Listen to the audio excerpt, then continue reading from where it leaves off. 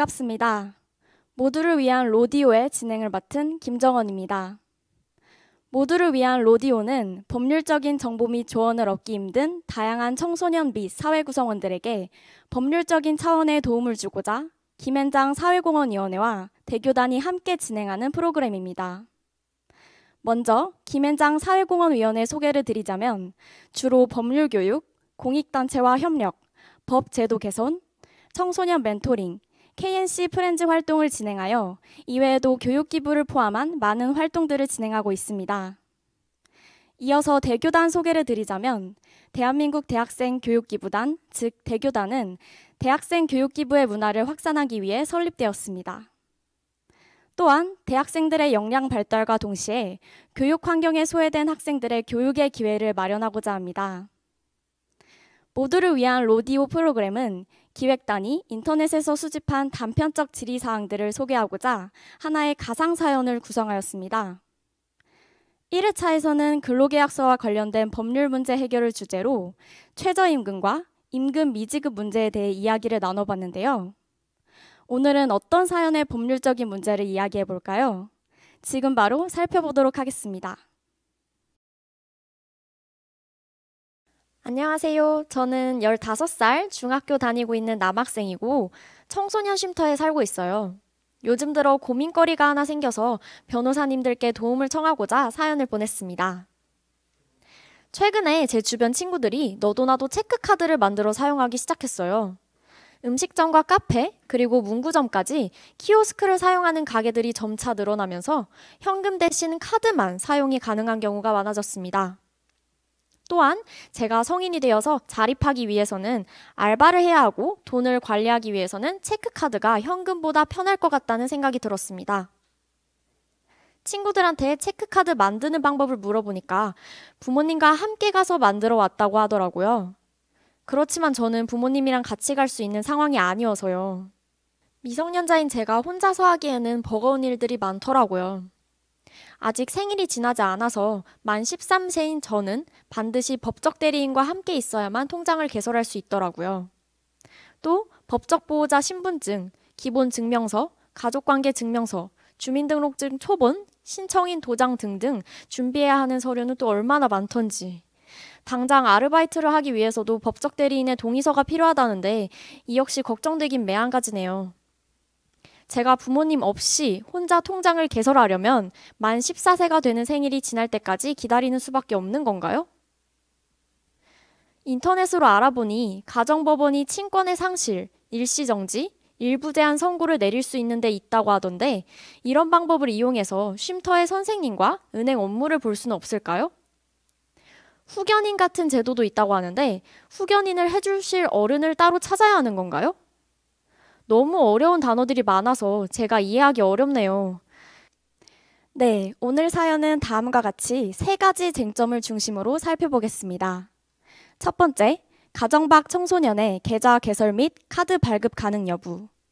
두 번째, 사연자의 경우 청소년 보호센터의 도움을 받을 수 있는지. 세 번째, 친권 문제 해결 방법과 후견인 제도에 대해 소개할 수 있는지인데요. 청소년 쉼터에 살고 계신 사연자분의 실질적인 고민이 담긴 사연이었네요. 인터넷을 통해 직접 알아보려고 노력했지만 법률 용어로 인해 오히려 더 어려운 것 같아요.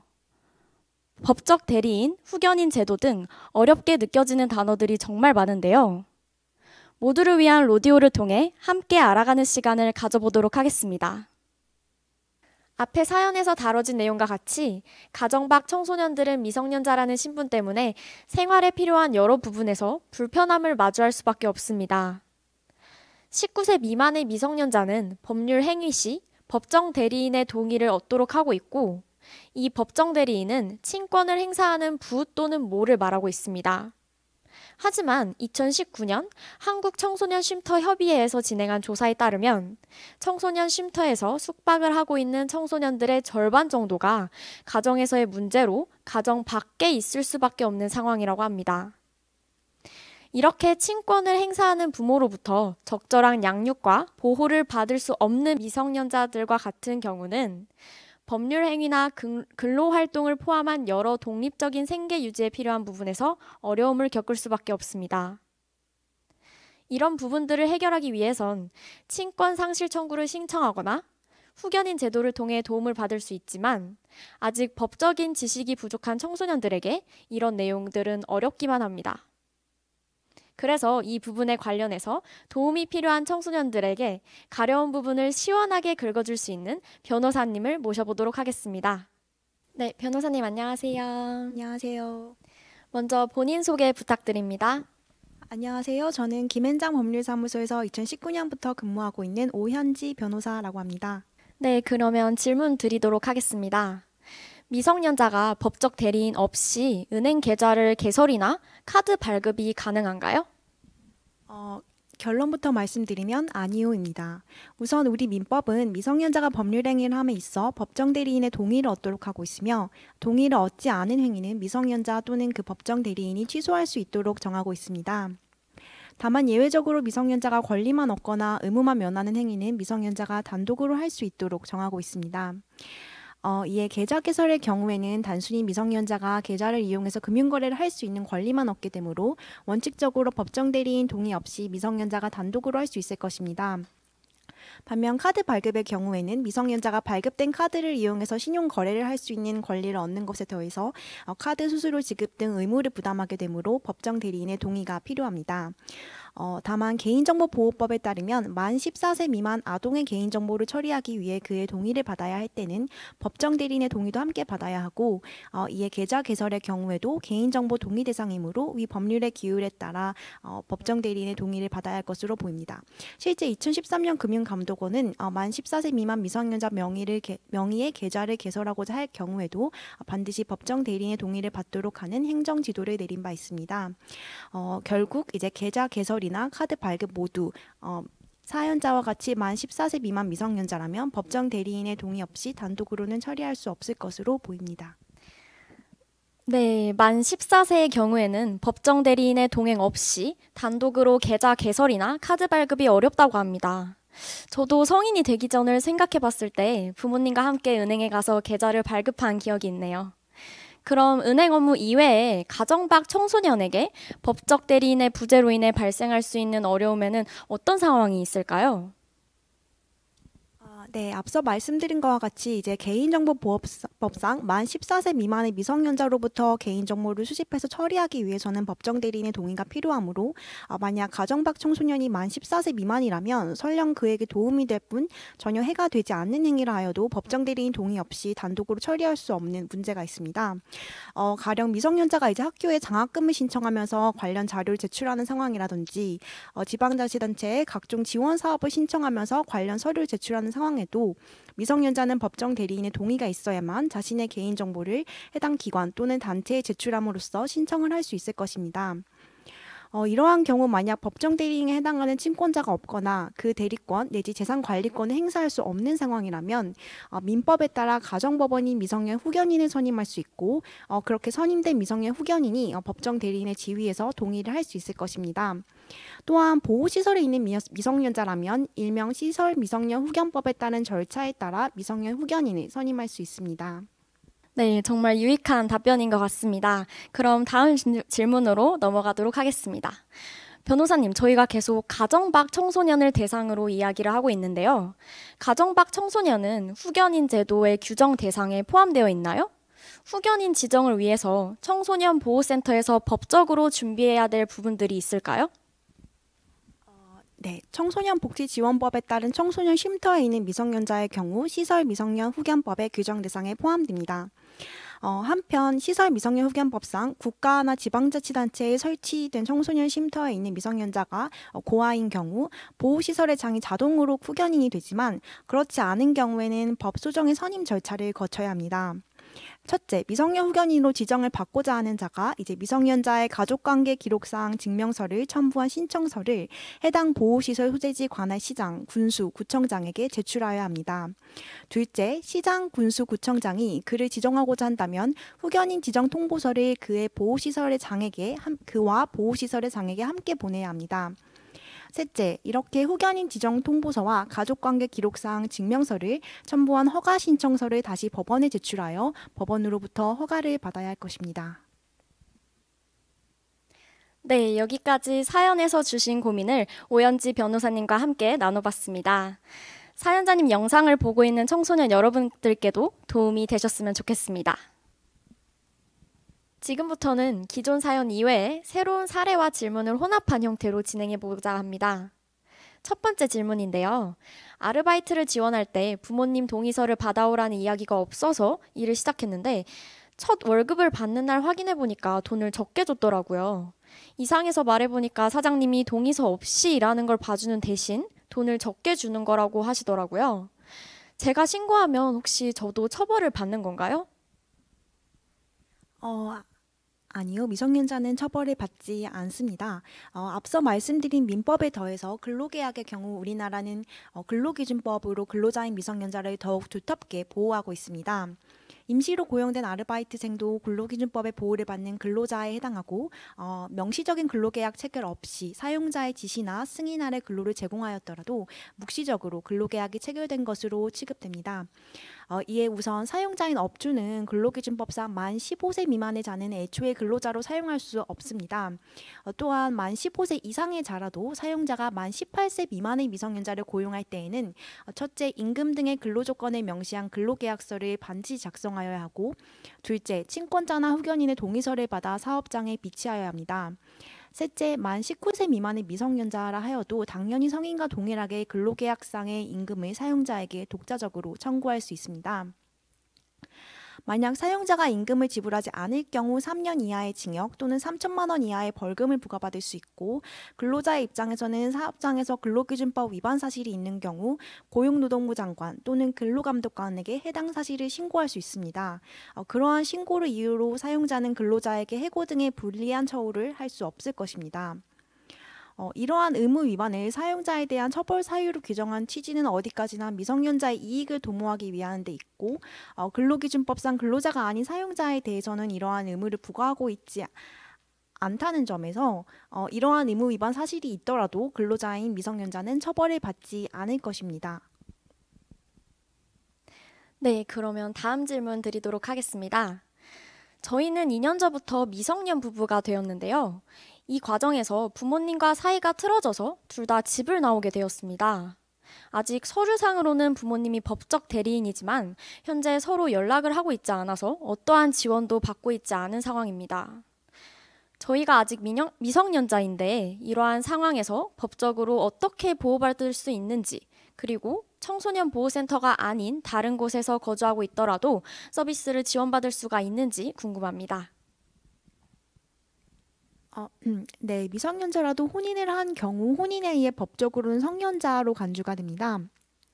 다만 미성년자 부부라 하여도 민법상 적법한 혼인신고를 거치지 않아 법률상 혼인하지는 않은 사실혼 상태에 있다면 아직 미성년자라 할 것이고, 이러한 경우 앞서 말씀드린 바와 같이 후견인 지정 절차를 통해 미성년 후견인으로부터 법률행위함에 있어 지원을 받을 수 있을 것입니다.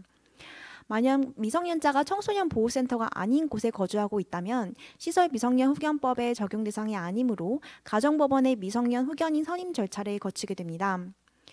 한편 구체적인 절차 관련해서 먼저 미성년 자녀의 친족, 검사 또는 지방자치단체의 장애 청구에 의해서 가정법원이 친권 상실 또는 일시 정지를 선고하거나 일부 제한을 선고하는 단계를 거쳐야 합니다. 이러한 친권 상실, 일시 정지, 일시 제한 사실이 비로소 미성년자에 대한 후견 개시 사유가 되어 민법상 가정법원이 직권 또는 미성년자, 친족, 이해관계인, 검사, 지방자치단체의 장애 청구에 의해 미성년 후견인 선임 결정을 할 수 있는 것입니다.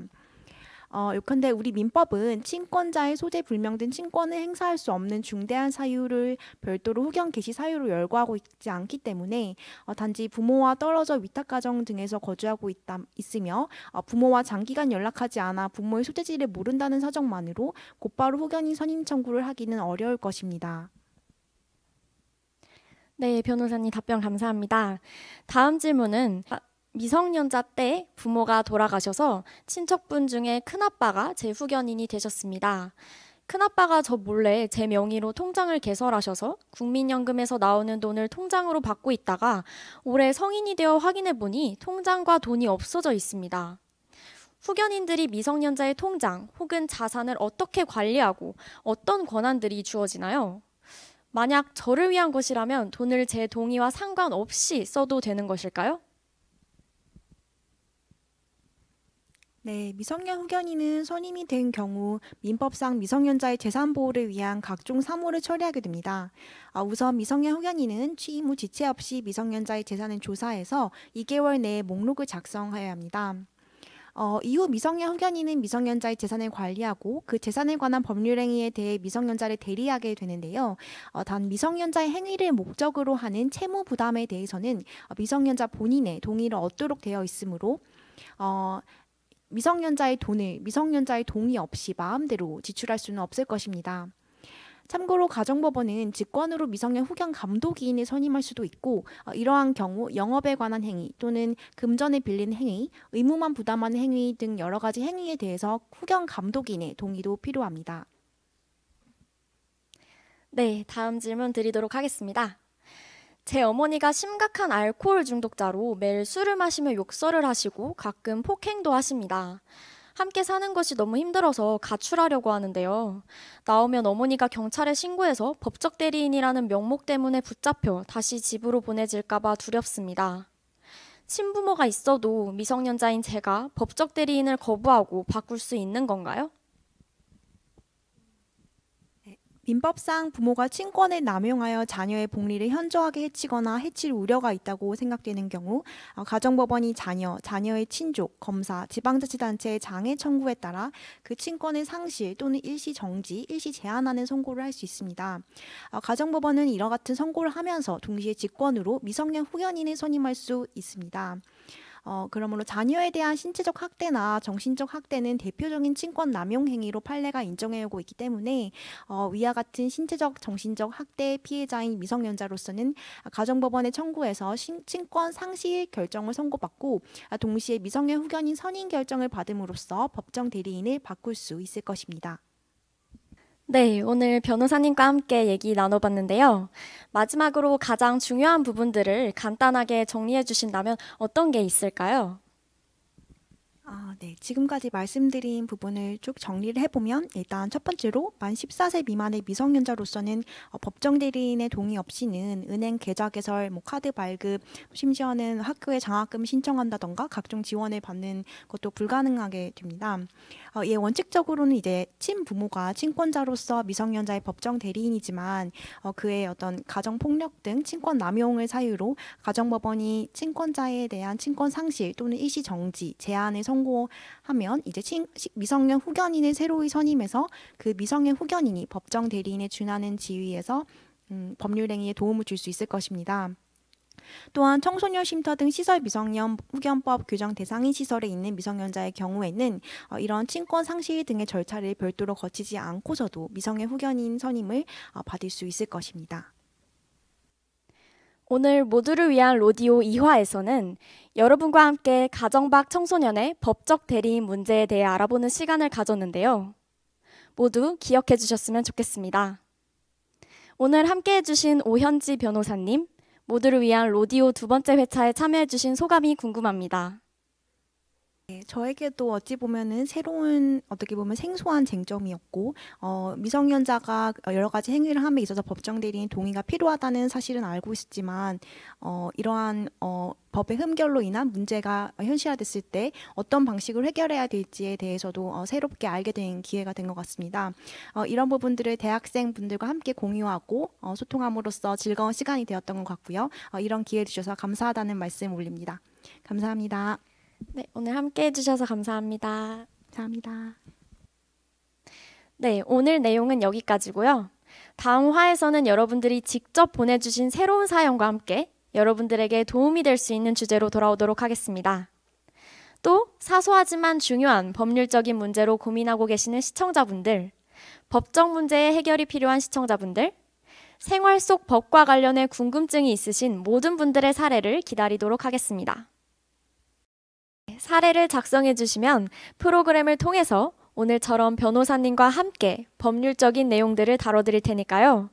해당 이메일이나 연락처로 사연 접수해 주시면 감사하겠습니다. 그러면 다음 화에 다시 찾아뵙도록 하겠습니다. 지금까지 시청해 주셔서 정말 감사드립니다.